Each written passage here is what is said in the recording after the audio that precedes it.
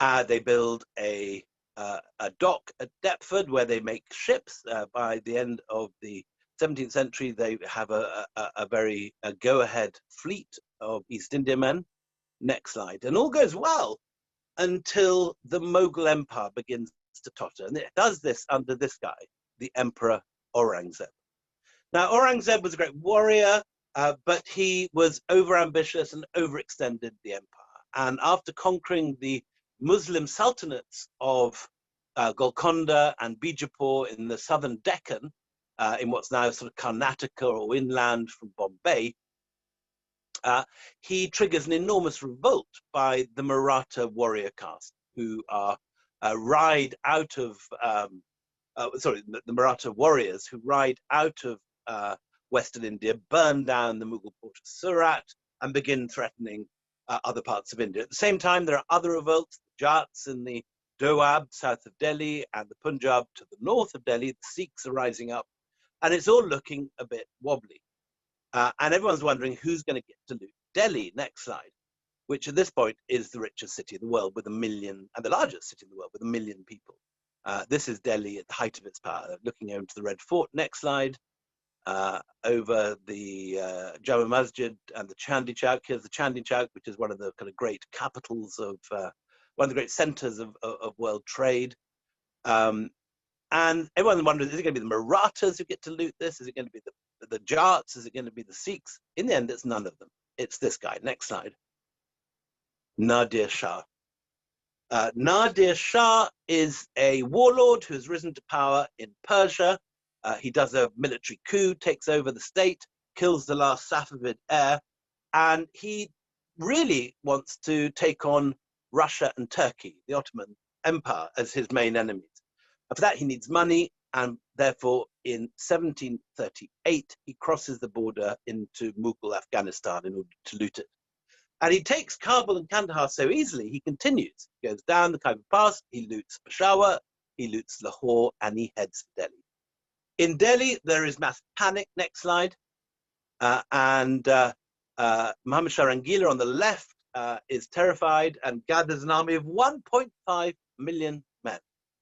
But they are old-fashioned cavalry soldiers, and they don't have the new gizmo that powers Nadir Shah's assault team, and that is the swivel gun, which is like a kind of large jezail, a large musket, super large musket, which is propped on a horse or a camel's saddle or attached somehow to its bridle with a tripod, and which can support these enormous armor-piercing muskets. And with these, Nadir Shah simply blows the Mughals away at the Battle of Karnal in 1739. That evening, Muhammad Shah Rangila, who is an artist rather than the warrior, who loves music, who loves art, who loves cross-dressing even, invites Nadir Shah to dinner. And so the other way around, Nadir Shah invites Muhammad Shah to dinner, and the idiot goes, taking only the two buffoons to the left of him, and a few musicians and dancing girls. And of course, at the end of dinner, Nadir Shah merely says, "Now you will stay here as my guest." In other words, he's been arrested. Nadir Shah of Persia marches the Mughal emperor into his own capital. 6 weeks later, he leaves with the Koh-i-Noor, the Darya-Noor, the Peacock Throne, and 8,000 wagons of loot, which he drives straight back to Afghanistan, to his capital outside Herat. And that's it for the Mughal Empire. The money and the accumulated loot of 150 years of conquest and tribute has disappeared. The whole lot has gone. There's no one to pay the soldiers. There's no one to pay the civil servants. What happens? It's as if a huge Baroque mirror is simply thrown out of a second-floor window. The whole thing shatters and fragments. And India, which had been a single unitary state of with about 4 million men under arms, suddenly becomes a patchwork of competing principalities, none of whom have any power. It's a great time of artistic ferment. You get the lovely Pahari miniatures painted at this time. All sorts of other beautiful music is composed in Tanjore and in northern India. You get the great cities of Lucknow, Jaipur, Jodhpur, Udaipur, all have massive building sprees. But in terms of military power, India is now fragmented. And the guys who ultimately gain from this are not Indian at all. They're not Afghan, they're not Persian. They are, in fact, these two rival trading companies, the French Compagnie des Indes and the English East India Company. Next slide. And the troops who first demonstrate the new power of this arrangement is the sepoys. Now, this may look a bit like a gay pride parade, but this is in fact the cutting edge technology of the day. These are Madras and French sepoys dressed up in their natty little boget shorts. And in 1740, they are put to the test when the Nawab of Carnatic sends 70,000 cavalry against them. And I think 400 sepoys see them off with new military techniques imported from Prussia. This is the age of Frederick the Great at the War of the Austrian Succession. Frederick the Great has completely revolutionized warfare. Now, infantry, file-firing muskets, 18th century advances in ballistics and horse cavalry, exploding shells and grape shot. These are the new ways of doing warfare. And what the East India Company realizes is that if you can train up a bunch of Scotch Highlanders to fight in these methods, you can certainly train up Tamil Brahmins. And this is what happens. Both the French and the English train up these infantry soldiers in the new techniques of 18th century infantry warfare. And for 40 years, the two companies cannot be defeated by any Indian force because they simply don't have the new technology to do so. They are invincible for this short window of 40 years between about 1740 and the late 1770s, early 1780s.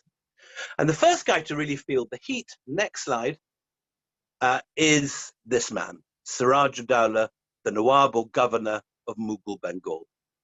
And he is a young punk. He is the far from highly respected serial rapist who has just come to power after the death of his uncle, was it his grandfather, Ali Verdi Khan. Ali Verdi Khan is his grandfather. And Siraj-ud-Dowlah actually takes the war to the company. He invades Company Calcutta because they've rebuilt their defenses, actually not against him, but against their French rivals. And he takes Calcutta, he throws the survivors into a prison called the Black Hole, and this becomes a great battle cry of British propaganda in years to come. Many people die in the Black Hole, the number's disputed, but it's probably about 40 or 50 simply don't make it out from the prison by morning. And the news of the fall of Calcutta and the deaths of these men happens to reach Madras 3 weeks later, the day that this man comes ashore. Next slide. Robert Clive, the man who will remake the map of India. Now, Clive, rather like Siraj-ud-Dowlah, is also young, ruthless, extremely violent, a man with a sort of odd death wish. He twice tries to commit suicide before succeeding much later on the third attempt. And he has this devil-may-care confidence, this cockiness, this ability to face down his enemies and to terrify them. He attacks at night, he attacks in fog, he attacks from the rear in the middle of thunderstorms. And he is a bit of a military genius, but he's not a nice man. He takes absolutely no interest in India's culture, its languages, its religions. He's only after profit. And after all, that's fair enough in the sense that he works for a company, a corporate. And the corporate is also founded with the sole premise of making money. Anyway, he has arrived in Madras exactly on the day that the news has come of the fall of Calcutta. So what does he do? He persuades the directors in Madras to allow him to sail his Royal Navy fleet up to Bengal and to liberate Calcutta. The fleet had actually been sent out to fight the French, but there's no sign of a French fleet. It had been expected to be bobbing off Pondicherry, but it's not there. So the directors say, fair enough, off you go. And he sails up into the Ganges. He retakes Calcutta very effortlessly. He then discovers that war has broken out with France in Europe. So he attacks Chandanagar, the French East India Company capital in the north. And he takes that after a terrific naval battle led by Admiral Watson. And at this point, he's about to go south again because they're still not sure where this French fleet that they've been sent out to fight was. In actual fact, we know now that the French fleet that they thought had gone to Pondicherry had gone instead to the Great Lakes, over to Canada. That war that we know of from Daniel Day-Lewis and the Last of the Mohicans, all that stuff at Lake Ohio with the Huron and all those other Native American tribes joining with the French against the English. Anyway, but Clive doesn't know that. He is anxious about getting back and making sure that, having lost Calcutta, that the French don't take Madras. But at that moment, a letter arrives, and that letter changes the course of Indian history. The letter is from a banker, a man called the Jagat Seth, the banker of the world, who's like the kind of Rothschild of Bengal. He's made a fortune inventing clever financial instruments that allow him to transmit money to his office in Delhi without actually moving it physically in a cart up the Gangetic Plain. And during a period of upheaval, obviously, moving money around is a risky prospect. So what he does instead is he develops a credit system whereby the governor in Bengal can pay the tax money into his office, and the emperor in Delhi can withdraw it from his office in Delhi. In this, he makes 10% profit each time. He also has the rights to mint coins, and he has put in Siraj-ud-Dowlah's grandfather, Ali Verdi Khan, several years before, after a military coup. He is playing in politics as well as in economics. He's a very, very powerful man.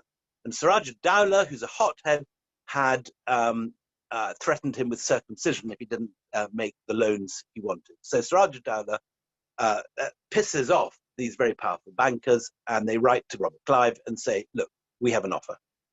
We will pay you personally £2 million if you come and effect regime change in Murshidabad and get rid of Siraj-ud-Dowlah. We will also pay the company £2 million.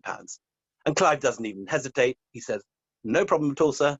Absolutely. Marches north, fights the Battle of Plassey.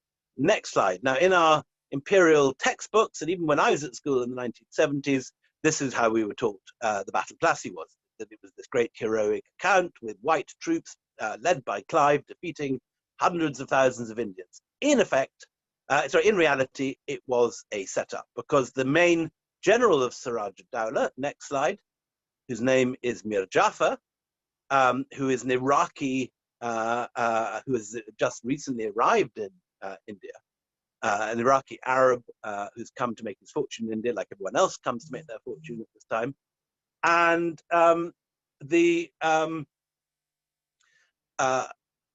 Mir Jafar has also is in the pay of the Jagat Seth.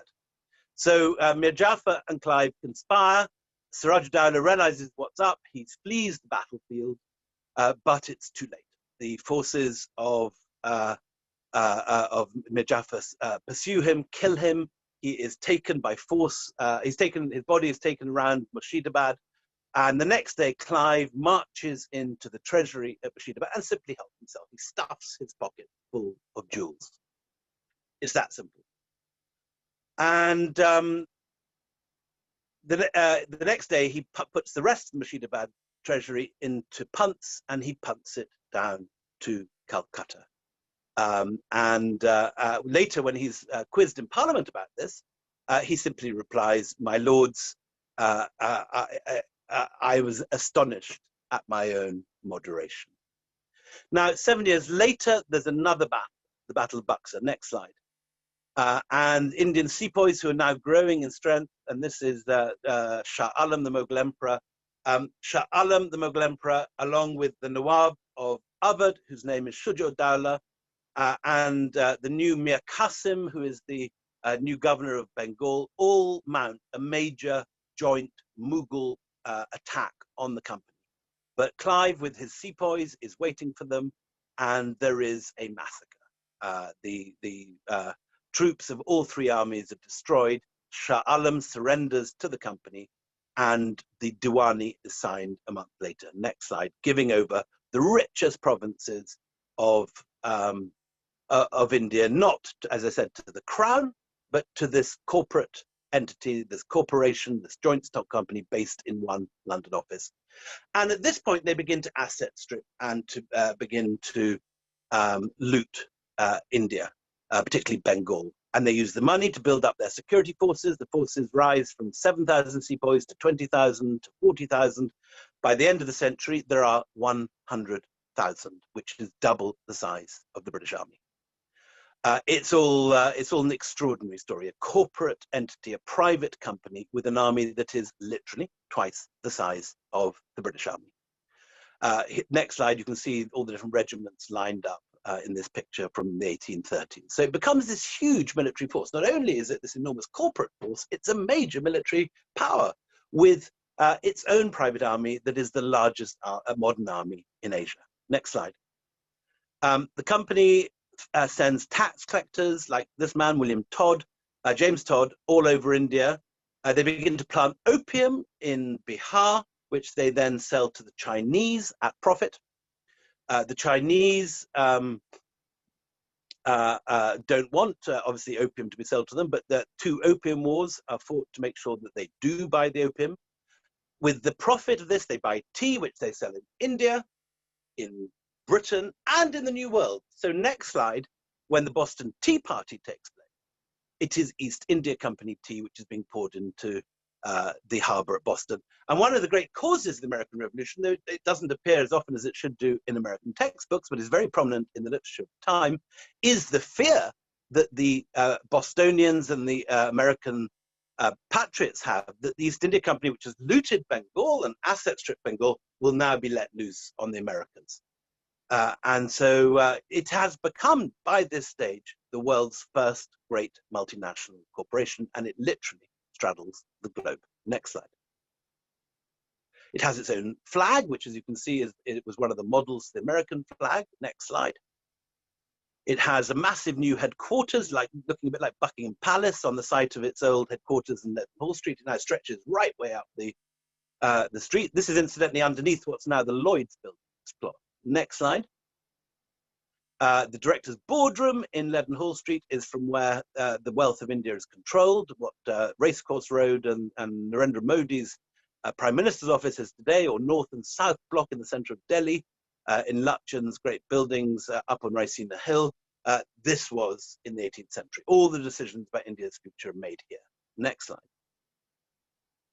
By this stage, the East India Company has this enormous dock at East India Company Dock, where all its ships are filled with all the goods they're going to sell around the world. It also has, next slide, a second enormous docking complex at Brunswick Dock, where all the East India Company clippers, and about 500 a year, are made to move opium, tea, cotton, textiles, silk around the world. So as you get the impression, this is, the Amazon of its day. It's this enormous, hugely profitable, hugely powerful force that can not only topple governments, but can also bribe the British Parliament. In 1690, the East India Company is found bribing MPs to extend its monopoly. It kind of invents corporate lobbying, but on top of that, it has its own interest in Parliament, in that the returned nabobs, as they're called, there are enough of them to swing votes on key issues. On top of that, 40% of all MPs own East India Company shares, and obviously don't want their shares to decline in value. So at every stage, not only has the company subdued India, in many ways, it has subdued the Parliament of Great Britain. In return, it pays 30% of the country's taxes and about 50% of customs. It is the largest employer in the country. So it is too big to fail when the big crisis comes. And this comes because of its own greed in 1770. So badly does the company asset strip Bengal that when there's a famine, or rather when first of all, the rains fail in 1770, there is no granary full in preparation for such an event. Nor when the famine kicks in the following year, are there any famine relief measures. Not a single soup kitchen is put up by the company as such, although some individual officials do operate privately their own relief efforts. But the company doesn't see it as its job to help Indians survive a famine. It just wants to make a profit. So what does it do? It sends its troops out into the villages, sets up gallows, and hangs anyone who doesn't pay their taxes. It's that simple. And when the shareholders hear that despite the famine, there has been a record input of tax money. In London, at the annual general meeting, they vote to increase their dividend from 10 to 12.5%, although they know full well that 1 million Indians, Bengalis, have died of famine. This represents the East India Company killing the goose that lays the golden egg, because in 1774, having twice taxed Bengal dry, picked it to the bone, there is no money the following year. And the East India Company, when the news arrives that there's no tax revenue receipts the following year at all, the company share price dives. The company tries to get Bank of England to bail it out, but it needs £4 million and the bank doesn't have it. So they have to go to Parliament. And this, finally, in 1774, is the first moment that this entirely libertarian capitalist organization begins to have the government take it over.